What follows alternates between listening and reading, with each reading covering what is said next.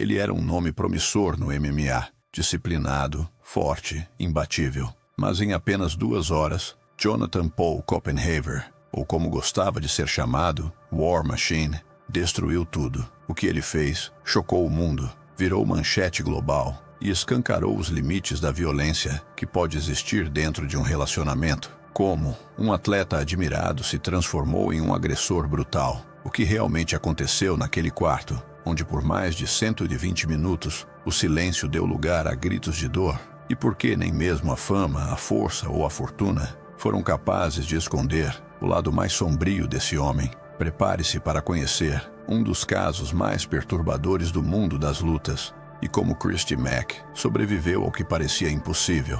Mas antes de chegarmos ao momento do ataque, precisamos entender quem era War Machine e como tudo começou. E confere se já está inscrita no canal para não perder os melhores vídeos de crimes reais. Antes de ser conhecido como War Machine, ele era apenas Jonathan Paul Copenhaver, um garoto comum tentando sobreviver ao caos dentro de casa. Ainda criança, viu o pai morrer diante de seus olhos após uma cirurgia do coração. A partir daí, o que sobrou foi uma mãe afundada em depressão e vícios, e a responsabilidade precoce de cuidar dos irmãos como se fosse o próprio pai. Mesmo com tudo contra ele, John se destacava. Inteligente, atlético e competitivo, encontrou nos esportes, especialmente na luta, uma válvula de escape. Era como se, no ringue, pudesse controlar o que na vida real era caos, e por um tempo, funcionou.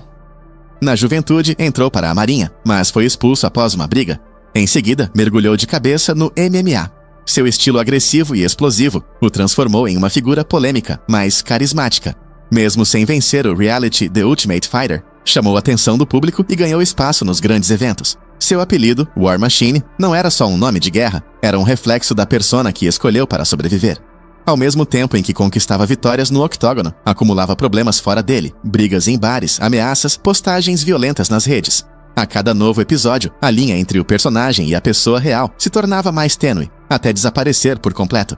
A fama crescia junto com os conflitos internos. E quando Jonathan entrou para o mercado de filmes adultos, a exposição aumentou ainda mais. Foi nesse meio que conheceu Christy Mack, uma das maiores estrelas da indústria, com quem viveria um relacionamento tão intenso quanto destrutivo. Mas o que começou como uma paixão avassaladora, logo se transformaria em um pesadelo íntimo e público.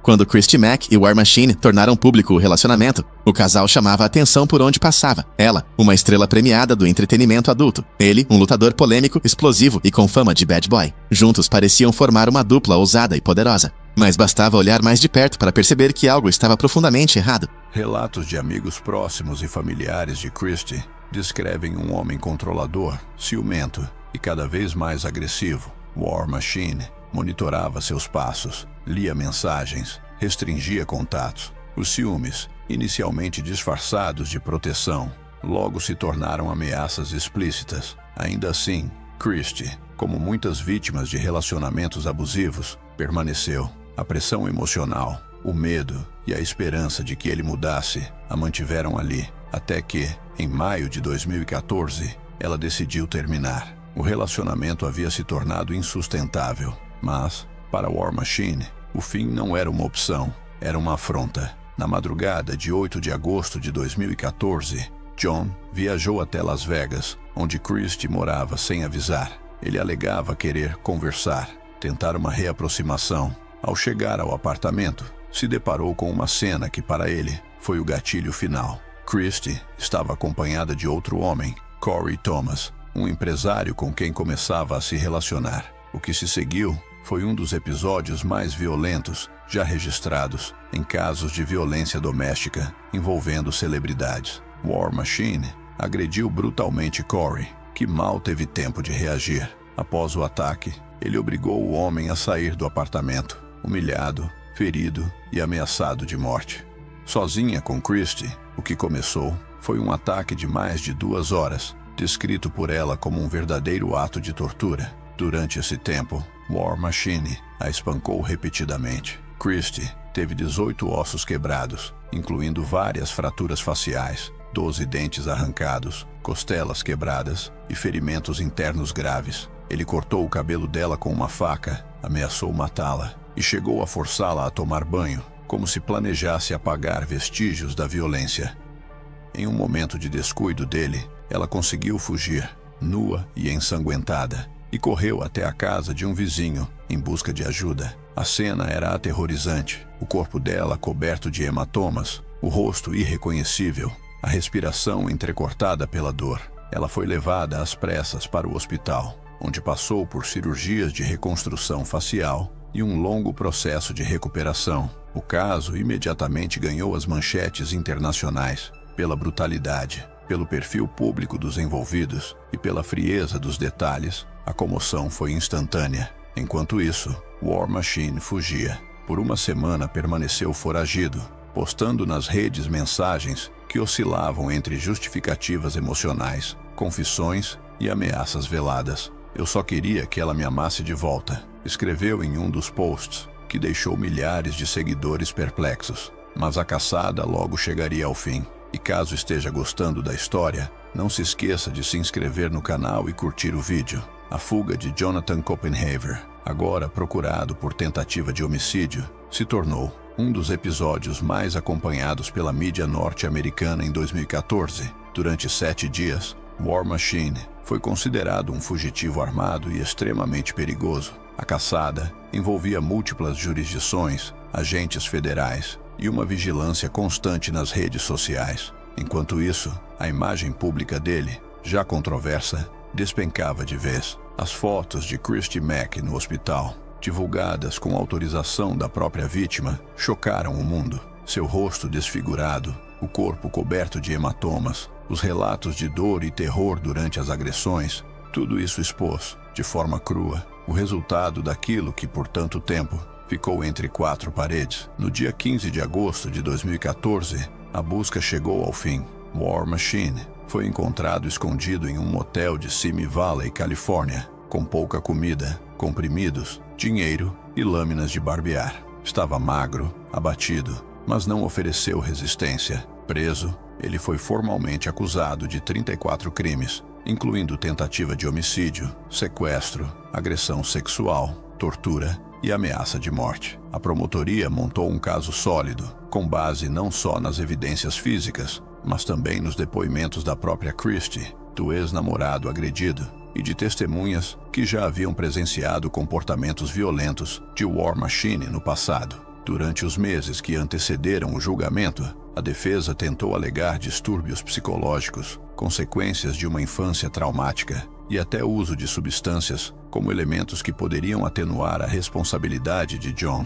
Também alegaram que ele não planejou o crime e que agiu em estado emocional extremo. Porém, os fatos eram incontornáveis. Além do laudo médico devastador sobre os ferimentos de Christy, a promotoria apresentou prints de mensagens, imagens de câmeras de segurança e as próprias postagens públicas feitas por John durante a fuga. As evidências formavam um mosaico claro de violência premeditada e brutalidade contínua. Em março de 2017, quase 3 anos após o ataque, Jonathan Paul Copenhaver foi condenado por 29 das 34 acusações. No tribunal, Christy Mack depôs com firmeza, detalhando os abusos sofridos ao longo do relacionamento e o terror vivido naquela madrugada. Disse que não sabia se sairia viva e que teve medo de ser esquecida como mais uma vítima.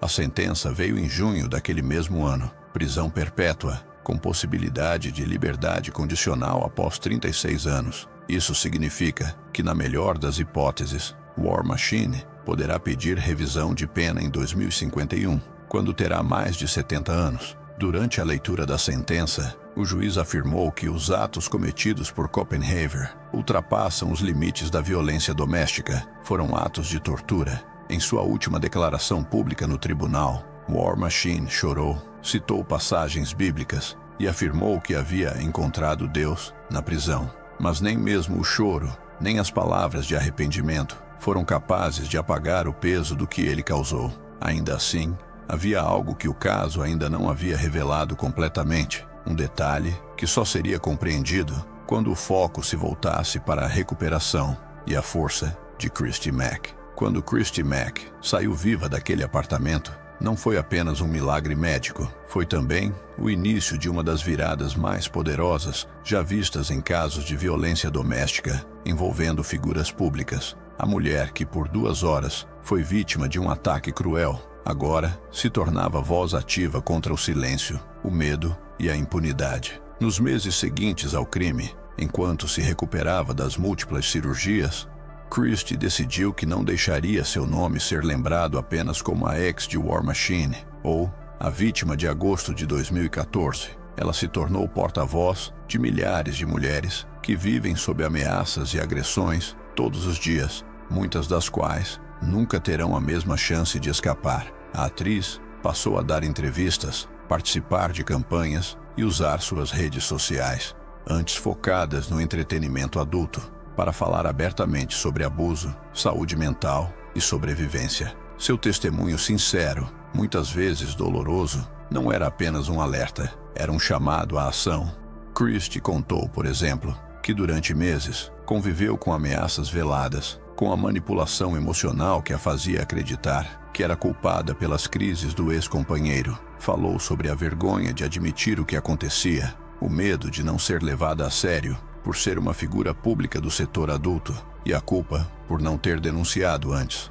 Seu relato desmantelou o estigma que tantas vítimas carregam, o de que sua profissão, aparência ou passado as torna menos dignas de empatia e justiça. Pelo contrário, Christie se tornou símbolo de resistência, inspirando campanhas de combate à violência doméstica em vários países. Sua fala ajudou a colocar luz em um tema que ainda é cercado de silêncio, especialmente quando o agressor é um homem famoso, forte e admirado publicamente. E enquanto o nome War Machine desaparecia das manchetes, cada vez mais associado ao fracasso e à ruína, Christie Mack reconstruía sua vida longe do trauma, ainda marcada, mas não definida por ele. A reviravolta mais impactante não foi a condenação dele, foi a decisão dela de se levantar. E foi justamente essa escolha que mudou o rumo da narrativa, porque o caso, que começou com uma promessa de ascensão no MMA e terminou em violência brutal, acabou se tornando um grito de resistência e um marco para outras mulheres.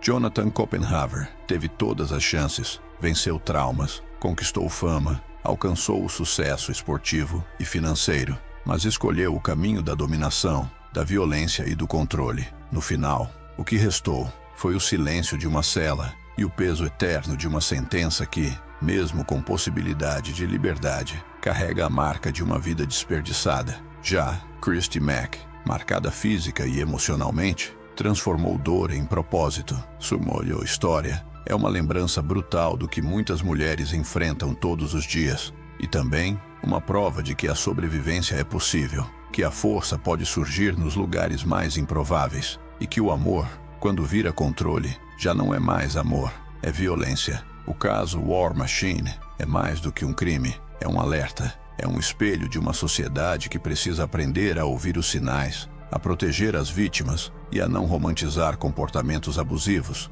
mesmo quando vem de quem admiramos.